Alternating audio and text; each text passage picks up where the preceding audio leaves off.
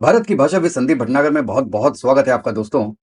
Trump का एक छोटा सा ट्वीट और पूरा मिडिल ईस्ट दोबारा टेंस हो गया है। क्या लिखते हैं ये? A massive armada is heading to Iran, headed by the great aircraft carrier Abraham Lincoln, ready, willing and able to rapidly fulfill its mission with speed and violence if necessary.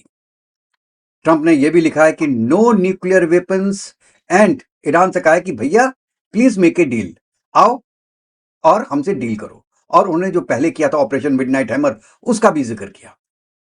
अब सवाल बिल्कुल क्लियर है यहां पे, क्या सच में America हमला करने वाला है ईरान पे? और आज के दिन में ईरान इतना वीक क्यों हो गया है, इसके बारे में मैं 10 पॉइंट्स हैं जो मैं आपको बताऊंगा कि क्यों वीक हो गया है ईरान इतना। और सबसे अहम बात, ईरान के पास ऑप्शंस क्या हैं, अब ईरान क्या कर सकता है, और इंडिया के जो प्राइम मिनिस्टर इजराइल जा रहे हैं तो क्या कुछ इसमें हेल्प या सपोर्ट कर सकते हैं। चलिए पॉइंट पे पॉइंट हम डिस्कस करते हैं दोस्तों, पूरी एक एक चीज। सबसे पहले ये देखते हैं कि यूएस कहना क्या चाह रहा है। देखिए जो ट्वीट है उसमें बहुत एग्रेसिव लैंग्वेज है ट्रंप की, और आप जानते हैं कि जो इनका अर्माडा है, अर्माडा मतलब कहते हैं कि जितने भी आपके प्लेन्स होते हैं और शिप्स होते हैं उनका पूरा एक समूह, उसको बोलते हैं अर्माडा। अब उसमें क्या क्या होता है, उसमें F-35 भी होता है, E-2D भी होता है, हॉक-आई भी होता है, एयरबॉर्न भी होता है, अर्ली वार्निंग सिस्टम्स होते हैं, एंटी सबमरीन हेलीकॉप्टर्स होते हैं, इलेक्ट्रॉनिक वारफेयर भी होता है और रडार जैमिंग सिस्टम्स भी होते हैं। मतलब यह है कि पूरी कैपेसिटी को मिला के बनता है, उसको अर्माडा बोलते हैं। और वो ईरान की तरफ बढ़ रहा है। मैं तो कहता हूं कि ईरान के बगल में आ चुका है, मतलब स्ट्राइकिंग डिस्टेंस पे आ चुका है कि अब वो वहां से स्ट्राइक कर सकता है। अच्छा, अब इस पूरे एपिसोड में देखिए ईरान की वीकनेसेस भी दिखाई दे रही हैं जो मैंने पहले डिस्कस किया। अब डिस्कस करते हैं 10 वीकनेसेस की। ईरान की 10 वीकनेस क्या क्या है। सबसे पहले ईरान ने, आप जानते हैं कि पहले भी वॉर हो चुकी है इजराइल के साथ, और यूएस ने भी B-2 बॉम्बर्स भी वहां पे डाले थे, आपको पता होगा, अभी कुछ महीनों पहले। तो उनकी जो डिफेंड करने की कैपेबिलिटी है वो बहुत हद तक कम हो चुकी है, ईरान की कंप्रोमाइज हो चुकी है। और इसीलिए जो एक्सटर्नल खर्चे होते हैं उनका, कहते हैं कि पॉसिबिलिटीज बहुत ज्यादा हो गई है कि अब अंदर उनके अंदर सहन शक्ति खत्म हो रही है। दूसरा, ईरान की जो बेसिक डिटरेंस है, जो उसका प्रॉक्सी नेटवर्क है, जो मलेशिया था, अब वो भी टूट रहा है। जैसे सीरिया में क्या था, सीरिया में जो उसका पूरा इंफ्लुएंस था हौतीस का, वो कम हो रहा है। लेबनान में हिजबुल्लाह, वो लगभग खत्म हो गया है।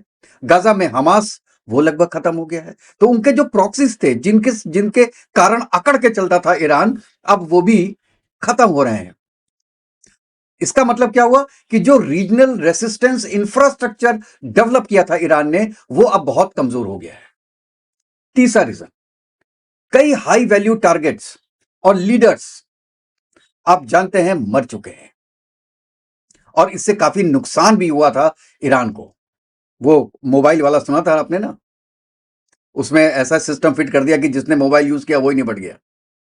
काफी लोग उसमें न्यूट्रलाइज हुए थे, कई जनरल्स उसमें न्यूट्रलाइज हुए थे। तो उनकी जो टॉप ब्रास है वो भी कमजोर हो गई। अच्छा, इसके अलावा देखिए, वो अब ईरान के अगेंस्ट में यूएस और इजराइल ये जानता है कि यार ये कमजोर तो हो रहा है, तो यही एक वक्त है, इसको दोबारा उठने ना दिया जाए, इसके फन को दोबारा उठने ना दिया जाए, और उसके पहले ही उसको मार दें साहब को। ये एक जो वीकनेस है ईरान की, वो दिमाग में आ रही है यूएसए के और इजराइल के। यही टाइम है, अंदर घुसो और कमजोर कर दो। क्यों? मेरा पांचवा रीजन है। पांचवा रीजन इसका यह है कि जो उनके प्रोटेस्ट हो रहे हैं इंटरनल, और जो अनरेस्ट जो अंदर हो रहा है उसका, वो भी एक तरीके से इजराइल की स्ट्रेटजी थी। कुछ हद तक कामयाब हुई, कुछ हद तक कामयाब नहीं हुई। सीरिया में कामयाब हो गई, ईरान में इतनी कामयाब नहीं हुई, लेकिन हां, अंदर तोड़फोड़ तो मची हुई है ना, लोग तो बटे हुए हैं।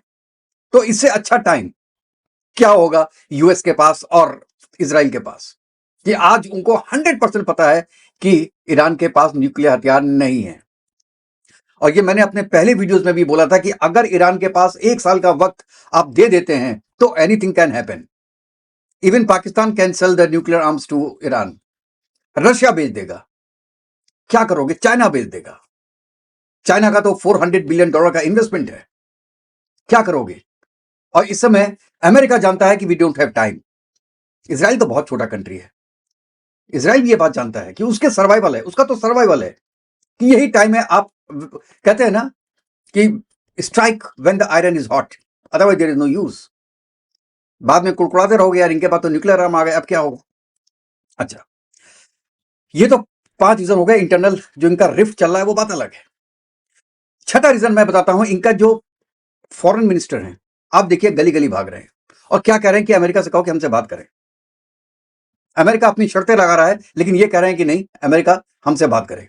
कहां कहां चले गए देखिए, पूरे ये टर्की चले गए, सऊदी अरेबिया चले गए, और ये आपका इवन कई यूरोप के कैपिटल्स में भी इनके फॉरेन मिनिस्टर गए, और ये कहने के लिए कि भाई यूएस से कहिए कि हमसे बात करें। वो डर रहे हैं कि अगर यूएस ने इस बार कुछ कर दिया तो इनके हाथ में कुछ रहेगा नहीं ईरान के पास।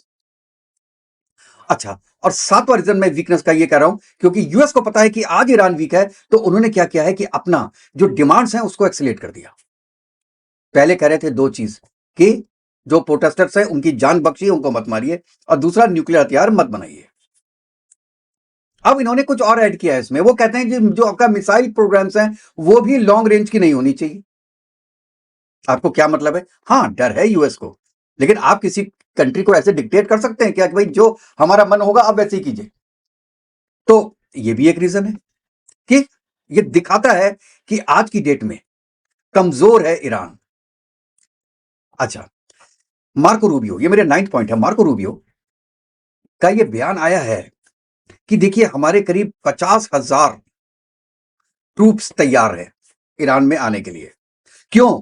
क्योंकि हमारे 5,000 सोल्जर्स ईरान के जो मिसाइल है उसकी रेंज में है। जैसे पूरे आपको पता है कि मिडिल ईस्ट में काफी ज्यादा अड्डे हैं अमेरिका के, इंस्टॉलेशंस हैं, उसमें अमेरिका के लोग हैं, एम्बेसीज हैं। तो वो ये कह रहे हैं कि हमारे 5,000 आदमी इंक्लूडिंग सोल्जर्स ट्रूप्स रेंज में है ईरान के, तो इसलिए उनको बचाना है तो हमको कुछ ना कुछ एक्शन लेना पड़ेगा। इसका मतलब क्या है कि ये पॉइंट बना रहे हैं केवल कांग्रेस में जाने के लिए कि हमने जो ईरान पे अटैक किया उसका रीजन ये था। जैसे आज वो वेनेजुएला पे जो अटैक किया था, उनके प्रेसिडेंट को उठा के ले गए थे मुद्राओं को, तो अब एक्सप्लेनेशन देते फिर रहे हैं मार्क रूबियो कांग्रेस में कि हमने क्यों किया ऐसा।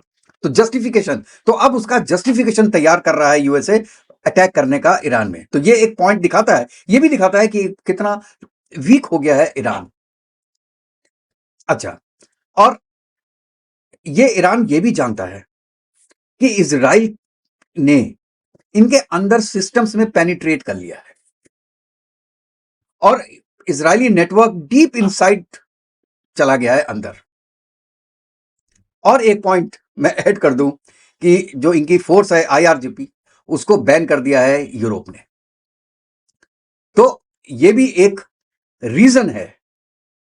तो टोटल मिला के 11 रीजन हो गए कि ईरान क्यों इस समय लगा पड़ा है, लेटा हुआ है, और वेट कर रहा है कि कब यूएस आए और हम पे अटैक करे, क्योंकि उसके बचाव में बहुत चीजें नहीं है। अब क्या क्या ऑप्शन है ईरान के पास, इस पे एक नजर डालते हैं दोस्तों। देखिए, बॉटम लाइन में बता दूं कि जो मैं रीजंस बता रहा हूं वो शायद इतने वैल्यूएबल ना हो, क्योंकि वीकनेसेस बहुत ज्यादा हैं ईरान में आज के दिन में, ओपननेस बहुत ज्यादा है, और आपने ये कहिए अपना दरवाजा, किले का दरवाजा खोल दिया है, अंदर से भी खुला हुआ है किले का दरवाजा, बाहर से भी खुला हुआ है, तो बचाना बहुत मुश्किल है। और अमेरिका को ये अटैक करना ही है। अगर अमेरिका को खुद को बचाना है, अमेरिका इजराइल के लिए नहीं जा रहा, अमेरिका को अगर खुद को बचाना है कल की डेट में, तो उसको एक तो जितने ये हजबुल्ला और आपका हमास, हौतीज, इन सबको, आईएसआईएस, इन सबको खत्म करने के लिए उसको ईरान को खत्म करना जरूरी है। आप मेरी बात समझिए, नहीं तो दोबारा 9/11 हो सकता है यूएस में। फिर क्या करेगा? पॉपुलेशन बढ़ रही है वहां पर। तो चलिए ऑप्शंस की बात करते हैं। पहला ऑप्शन, आप जो सबसे सिंपल है, डिप्लोमेटिक एंगेजमेंट। आप थर्ड पार्टी मीडिएशन कराएं, उसमें कुछ लोग तैयार भी हैं, जैसे ओमन है, स्विट्जरलैंड है, या यूएन का फैसिलिटेशन भी आप कर सकते हैं, यूएन में जा सकते हैं कि भाई आप अमेरिका को मजबूर कीजिए, इसराइल को मजबूर कीजिए कि वो बात करे।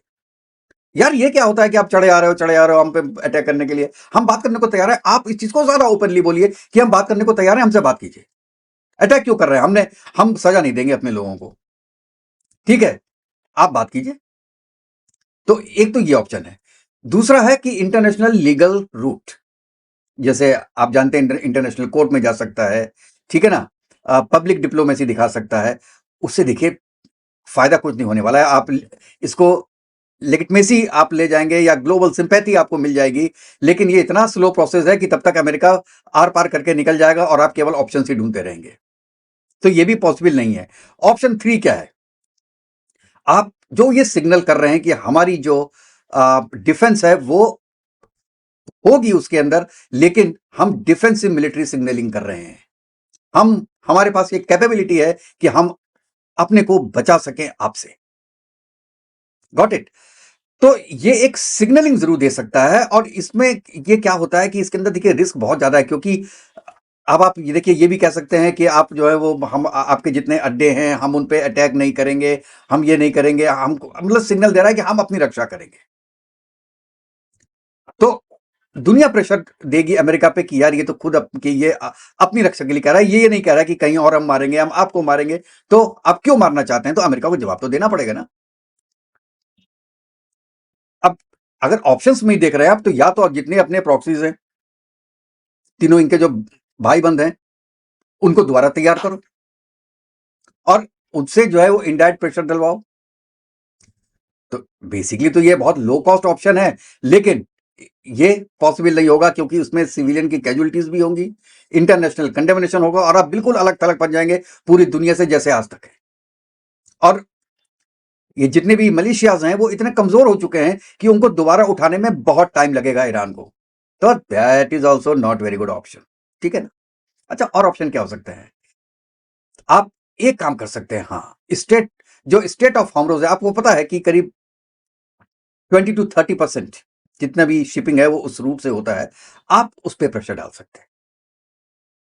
तो लेकिन ये भी, उससे आपकी इकोनॉमी को भी तो प्रॉब्लम होगी, और आपका लॉन्ग टर्म आइसोलेशन हो जाएगा दुनिया से अगर आपने ऐसा किया, क्योंकि उससे केवल अमेरिका इफेक्ट नहीं होगा, उससे पूरा वर्ल्ड इफेक्ट होगा, क्योंकि वो मेन आपका चैनल है, जो सामान जाता है आपका, उसका मेन चैनल है, वो ट्रेड चैनल है।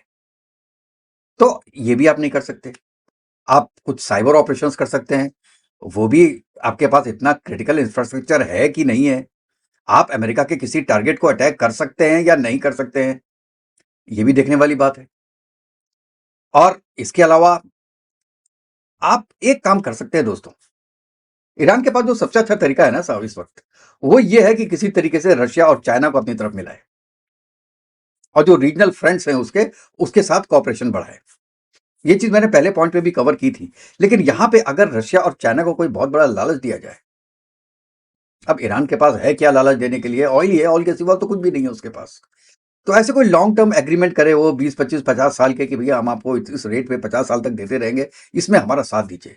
और देखिए, ईरान का साथ देने में रशिया का भी एक बेनिफिट है, चाइना का भी बेनिफिट है। तो ये एक ऑप्शन जरूर मुझे लगता है कि अच्छा हो सकता है। और एक ऑप्शन बहुत बढ़िया, वो ये है कि आप अंदर अपने, आप रिजीम चेंज मत कीजिए, ना करो, लेकिन जो आपने एक हवा सा बना के रखा हुआ है हिजाब का, आपके अगेंस्ट में जो बोले आप उसको कत्ल कर दो। ऐसी चीजें जो आप कर रहे हो उसको बिल्कुल स्टॉप लगा दो, और ये कहो कि हम पब्लिक के साथ हैं। और जो पब्लिक बोलेगी, आप एक इलेक्शन कराओ पॉइंट्स पे, क्योंकि खोमेनी ऐसे तो हटने वाला नहीं है। और जो जो चीजें हैं जिसमें कि पब्लिक को प्रॉब्लम है, और अगर पब्लिक चाहती है चेंज करना तो we are ready to change it. एक रेफरेंडम कराओ, रेफरेंडम करा के चेंज करा दो, पब्लिक आपके साथ आ जाएगी, क्योंकि वहां पे कुर्स भी है, वहां पे मिले जुले लोग हैं। शिया ज्यादा है, मेरे ख्याल से 60 to 70% शिया होंगे, लेकिन बहुत वहां पे कास्टिज्म भी है।